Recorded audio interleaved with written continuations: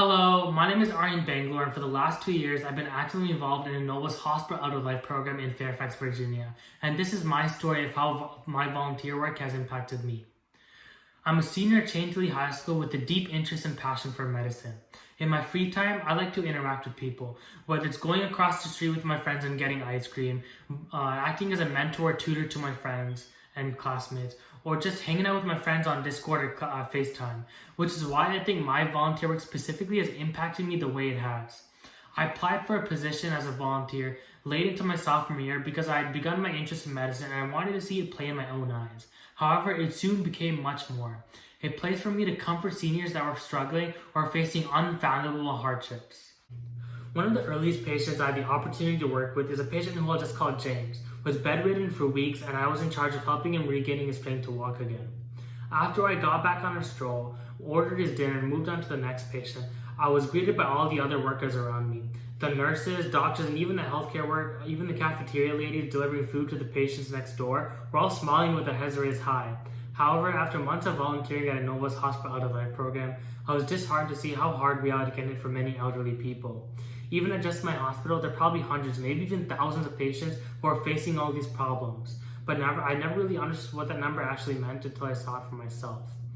Never had I believed I could read the word cancer, dementia, or depression so frequently in a patient's chart that it began to feel numb.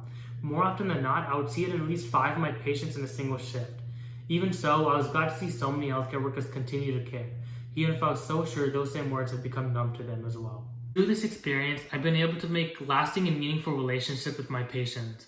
It gave me a newfound appreciation for healthcare and reminded me that I wasn't insignificant, and that the hundreds of patients that I've seen throughout the years have been able to live much more happier lives, and I've been able to assist with their recoveries. My experience working with patients has taught me that medicine is not only a science of diagnosis and treatment, but also the practice of empathy. To the blind and depressed patient I read nature journals for and discussed countless recent scientific advancements with, or to the patient who lived through World War II and shared countless stories that I was able to share with my history class, or to James, who I'm sure who's living his best life and has made a full recovery. My volunteer work has set a flame in me to work alongside all the other healthcare workers in the near future. I want to be the person that James and everyone else can rely on when they're at their lowest. I want to be the person that can keep others at ease. But until then, and of course once the COVID pandemic ceases, I'll be here on Friday nights with James and countless others, waiting for my turn to take a step into the operating room. Thank you again for your time and consideration. For college next year, I'll be choosing between 3 universities: Washington University in St. Louis, Virginia Tech, and I'm soon getting a final decision on a guaranteed medical school program where I'll be matriculating into the Donald Bravo Zucker School of Medicine after 4 years at Hofstra University. Even though I'm not sure where I'll be landing in the next couple of years, I would genuinely appreciate this scholarship as it would allow me to continue my passion in the healthcare field as an aspiring physician, because I'd essentially be paying for all of it.